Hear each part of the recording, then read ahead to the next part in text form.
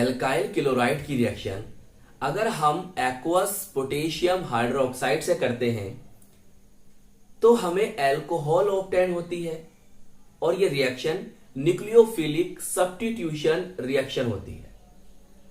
लेकिन जब हम एल्काइल क्लोराइड की रिएक्शन अल्कोहलिक पोटेशियम हाइड्रोक्साइड से करते हैं तो हमें एल्कीन ऑब्टेन होती है और ये रिएक्शन एलिमिनेशन रिएक्शन कहलाती है। अब ऐसा क्यों होता है, आइए समझते हैं। देखिए केस फर्स्ट क्या है। केस फर्स्ट सर ये है कि हमारे पास एल्काइल क्लोराइड है और हम उसकी रिएक्शन एक्वस पोटेशियम हाइड्रोक्साइड से कर रहे हैं। तो हुआ क्या, देखिए यहां से KLO, यहां से Cl, तो यहां से KCl निकल गया और ये OH जो है आकर जुड़ जाता है ऑन द प्लेस Cl, तो हमें ये ऑब्टेन हो गई क्या, एल्कोहल। क्लियर। और रिएक्शन जो है ये न्यूक्लियोफिलिक सब्स्टिट्यूशन रिएक्शन है। बात ये आती है कि भाई एल्काइल क्लोराइड की रिएक्शन जब आपने एक्वस पोटेशियम हाइड्रोक्साइड से की तो आपको एल्कोहल ऑब्टेन क्यों हुआ, एल्कीन ऑब्टेन क्यों नहीं हुआ, ये समझो।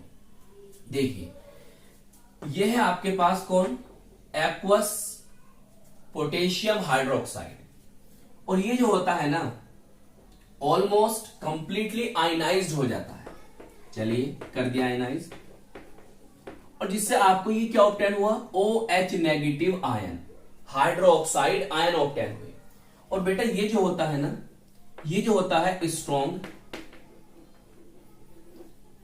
न्यूक्लियोफाइल होता है। कैसा होता है, स्ट्रॉन्ग न्यूक्लियोफाइल। और ये स्ट्रॉन्ग न्यूक्लियोफाइल होने के कारण एल्काइल क्लोराइड से न्यूक्लियोफिलिक सब्स्टिट्यूशन रिएक्शन देकर आपको एल्कोहल बना देता है। क्लियर। हाईली न्यूक्लियोफाइल होने के कारण एल्काइल क्लोराइड से न्यूक्लियोफिलिक सब्स्टिट्यूशन रिएक्शन करके हमें क्या दे देता है, एल्कोहल ऑब्टेन करा देता है। अब साथ में ये भी याद रखो कि जो OH नेगेटिव आयन होता है ना एक्वस सॉल्यूशन में, OH नेगेटिव आयन जो होता है एक्वस सॉल्यूशन में हाईली सोलवेटेड। अब यहां पर कौन है, वाटर है, तो हम लिख सकते हैं हाइड्रेटेड। हाईली सोलवेटेड या हाईली हाइड्रेटेड होता है कौन, OH negative ion aqueous solution में हाईली हाइड्रेटेड होता है। इससे क्या होता है, इससे यह होता है कि OH नेगेटिव आयन का basic character,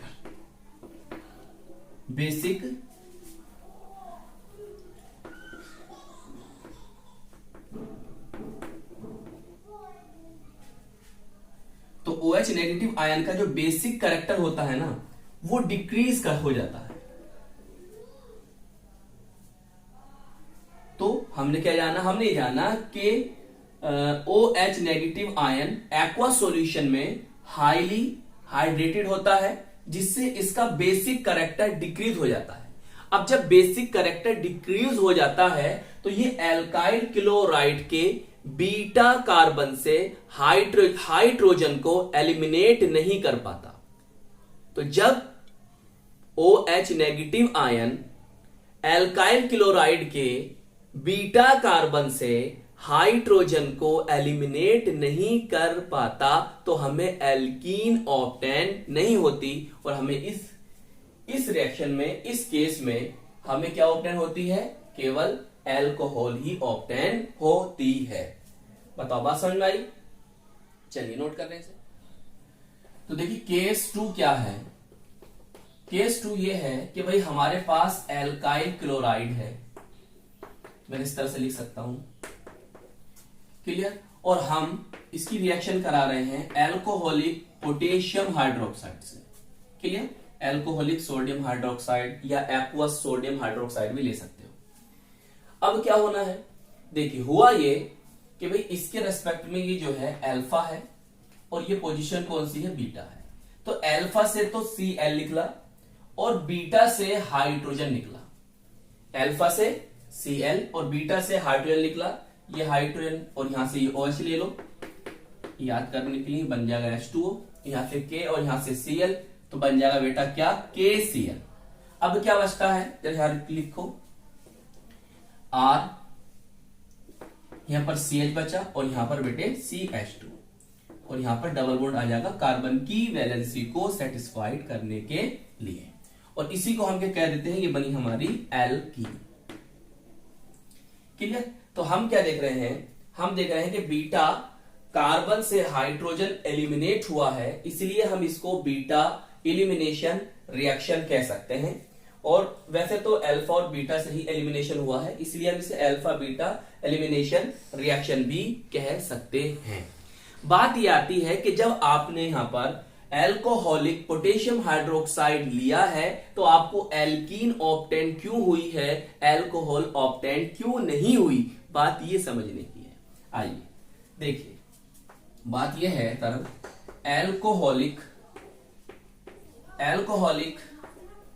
solution of potassium hydroxide contains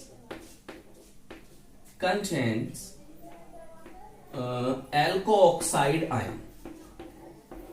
मैंने क्या कहा, मैंने ये कहा कि देखिए पोटेशियम हाइड्रोक्साइड का जो अल्कोहलिक सॉल्यूशन है उसके अंदर alkoxide RO negative alkoxide ion मौजूद होते हैं। जो ये एल्को ऑक्साइड आयन होते हैं ना, ये स्ट्रॉन्ग न्यूक्लियोफाइल होते हैं, या न्यूक्लियोफिलिक रिजेंट बोल सकते हो। स्ट्रॉन्ग न्यूक्लियोफाइल होते हैं प्लस स्ट्रॉन्ग बेस भी होते हैं। मतलब ये ना केवल स्ट्रॉन्ग न्यूक्लियोफाइल है बल्कि एक स्ट्रॉन्ग बेस भी है, कौन, एल्को ऑक्साइड आयन। और साथ में बेटे ये भी याद रखो, क्या याद रखो हो कि भाई जो एल्को ऑक्साइड आयन होता है वो स्ट्रॉन्गर बेस है देन OH नेगेटिव आयन।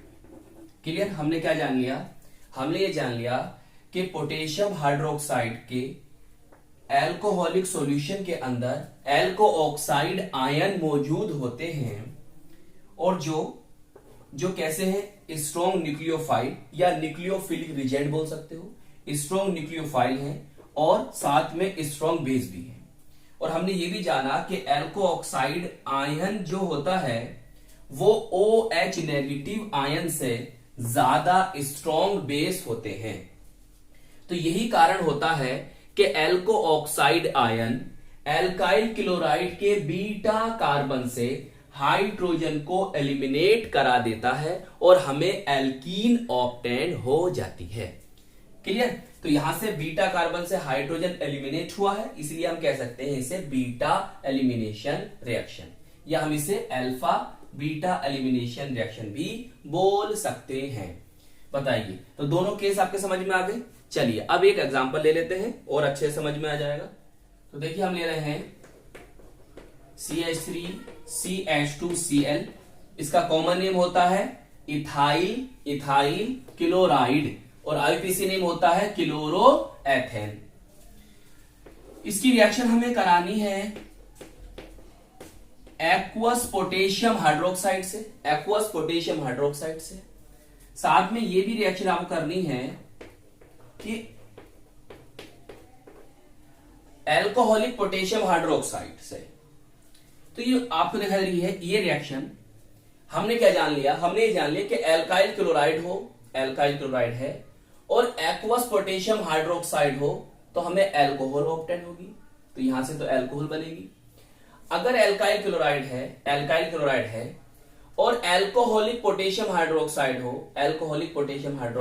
है तो हमें एल्कीन ऑब्टेन होगी। क्लियर। सोडियम हाइड्रोक्साइड भी ले सकते हैं पोटेशियम हाइड्रोक्साइड के स्थान पर। तो आइए, तो फर्स्ट रिएक्शन जो है ये आपकी न्यूक्लियोफिलिक सब्स्टिट्यूशन रिएक्शन है। के यहां से लो और Cl यहां से, तो K से निकल जाएगा और OH जो होगा वो Cl के प्लेस पर आ जाएगा, CH3CH2 और ये बना क्या, OH। इसका कॉमन नेम इथाइल एल्कोहल और IUPAC नेम होता है एथेनॉल। क्या नाम होता है, एथेनॉल। आइए यहाँ पर देखो, यहां से ये होगा भाई, ये अल्फा है और ये बीटा है, इस तरह बना दिया करना अगर ये ऐसा आ जाए तो बीटा से H निकालोगे H, और यहां से OH ले लोगे तो सर H2O बन जाएगा। अल्फा से Cl निकालोगे, यहां से K ले लोगे तो सर KCl बन जाएगा। अब बचा क्या आपके पास CH2 और ये भी CH2, यहां पर क्या आ जाएगा सर डबल बॉन्ड आ जाएगा। अब इसका कॉमन नेम क्या होता है इथाइलीन, और आईपीसी नेम क्या होता है एथीन। अगर आपके पास इस टाइप की रिएक्शन आ जाएगी तो आई होप अब आप इसे आसानी से कर पाएंगे।